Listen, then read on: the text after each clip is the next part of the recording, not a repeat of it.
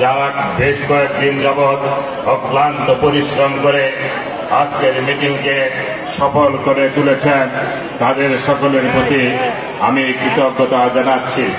আমি শ্রদ্ধার সাথে স্মরণ করছি আমাদের প্রয়াত প্রেসিডেন্ট মরহুম শহীদ প্রেসিডেন্ট জিয়াউর রহমান, যিনি স্বাধীনতার ঘোষণা দিয়েছিলেন, যিনি রণাঙ্গনে যুদ্ধ করেছেন, যিনি সাবেক সেনা প্রধান ছিলেন, সেক্টর কমান্ডার ছিলেন, তাদেরকে সহ যারা এই 17 বছরে এই স্বৈরাচার বিরোধী আন্দোলন সংগ্রাম করতে গিয়ে আমাদের মাঝ থেকে চিরদিনের জন্য বিদায় দিয়েছেন, সর্বশেষ 5ই আগস্টের এই আন্দোলনকে দানবীয় সরকারের পতন ঘটানোর জন্য যারা আন্দোলন সংগ্রাম করতে গিয়ে আমাদের মাঝ থেকে হারিয়ে গিয়েছেন, চিরবিদায় নিয়েছেন, সেই সমস্ত শহীদ ভাইদের প্রতি শ্রদ্ধা নিবেদন করছি।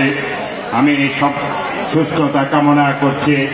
এই আন্দোলন সংগ্রাম করতে গিয়ে 42,000-এর মতো নেতা কর্মী আহত হয়েছেন, তাদের দ্রুত সুস্থতার জন্য মহান রব্বুল আলামিনের কাছে আমরা প্রার্থনা করছি। সংগ্রামী ভাইয়েরা আমার, আজকের এই ভাটারার পরিবেশ, আজকে ভাটারা ইউনিয়নের দলমত নির্বিশেষে সবাই ঐক্যবদ্ধ থাকবেন, আর যার যে ক্ষতি হয়েছে মনে রাখবেন, সবাই আমি এসে আপনাদের সাথে হাজির হয়ে সমস্ত ক্ষতি আমি হিসাব করে শেষ করে দেব। এই মনে সবাইকে ধন্যবাদ জানিয়ে আমাকে দু কথা বলার সুযোগ দেওয়ার জন্য আপনাদের কাছে কৃতজ্ঞতা প্রকাশ করে এখানে আমার দুটি কথা শেষ করলাম। শহীদ জিয়াউর হক, খালেদা জিয়া জিন্দাবাদ, মরহুম ব্যারিস্টার আব্দুল সালাম তালুকদার দেশবাসী হোক, স্বামীর তালুকদার ভাটার ইউনিয়ন বিএনপি অঙ্গ এবং সহযোগী সংগঠন জিন্দাবাদ জিন্দাবাদ জিন্দাবাদ। আসসালামু আলাইকুম। আমাদেরকে মুক্ত করেছেন, মহান রব্বুল আলামিনের শুকরিয়া আদায় করছি। আমরা একটি সুন্দর রাষ্ট্র ব্যবস্থা গঠন করতে চাই, যেটা আমাদের নেতা তারেক রহমানের নির্দেশনায় 2023 সালে রাষ্ট্র সংস্কার এবং রাষ্ট্র আগামী দিনে কিভাবে পরিচালিত হবে সেই একটি বই আমাদেরকে দিয়েছিলেন।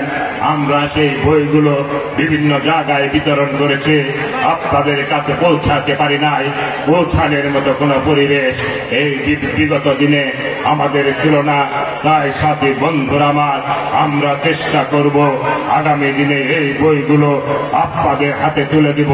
আমাদের নেতা তারেক রহমান আগামী দিনে যদি বাংলাদেশ জাতীয়তাবাদী দলকে যদি আপনারা ভোটের মাধ্যমে যদি ক্ষমতায় পাঠান, কিভাবে দেশ পরিচালিত হবে এই বইয়ে সমস্ত কিছু লিপিবদ্ধ আছে।